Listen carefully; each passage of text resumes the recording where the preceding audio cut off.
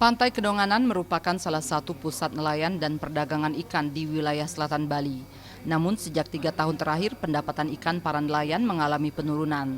Salah seorang nelayan di Pantai Kedonganan Badung, Made Juni mengatakan belum diketahui apa penyebab dari penurunan pendapatan para nelayan, namun kemungkinan karena adanya kapal penangkap ikan dengan alat yang lebih canggih.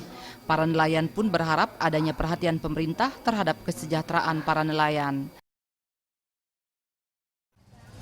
Ya agak berkurang sebentar seperti dulu gitu loh. Ya pengaruhnya dari dari kayak dulu kan kapal-kapal besar itu penangkapan dari kapal-kapal yang dari luar itu loh. Mungkin itu penyebabnya. Ya kayak apa kapal-kapal asing gitu loh. Mungkin kita nggak tahu kan yang di luar tuh, makanya ikan tuh nggak meminggir dia.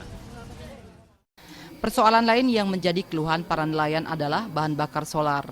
Ketersediaan solar di Kedonganan untuk kebutuhan para nelayan kerap terbatas bahkan langka sehingga menyulitkan para nelayan untuk melaut. Putu Wirani dan Adi Setiawan, Bali TV.